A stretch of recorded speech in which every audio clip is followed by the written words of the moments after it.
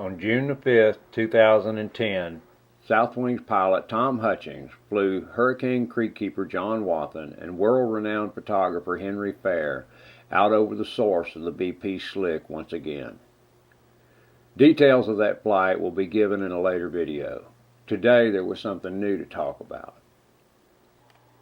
As we reached ground zero, the source of the BP Slick, there was a bevy of activity as would be expected. The flare boat could be seen on the horizon burning off the methane gas from the well below. Supply ships could be seen tied up to the rigs, some carrying well pipe, others with huge vats of what we took to be dispersant. The water had changed tremendously also.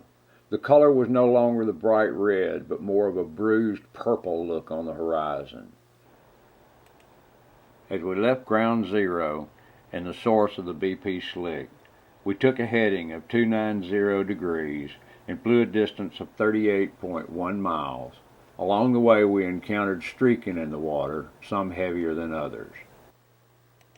If you drew a line along the horizon in the direction of the streaks, it would lead directly to the Mississippi Delta on one end and the Florida Panhandle on the other. At 28.938022 degrees north and 87.970963 degrees west, we encountered this. The drilling rig Ocean Saratoga, owned by Diamond Offshore, is very obviously a petroleum leak somewhere in the near vicinity of this rig. The boat you can see there is stirring up the water while a large plume of oil leads out in front of it along the current toward the mouth of the Mississippi River.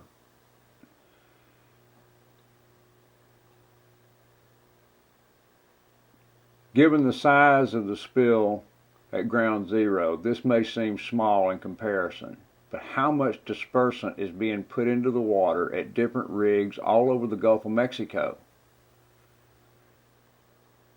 On closer examination of the boat, we were able to determine that there were large drums on the back of the boat that appeared to be putting something in the water to break up the sheen, similar to what was being done at ground zero, the BP source slick.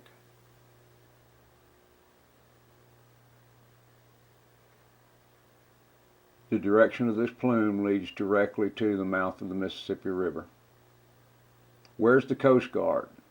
If what we're doing at the source of the BP Slick is too much, how much more do we not know about that's out there? It's time for the United States Coast Guard to inspect every vessel operating in the Gulf of Mexico. If they're leaking, shut them down.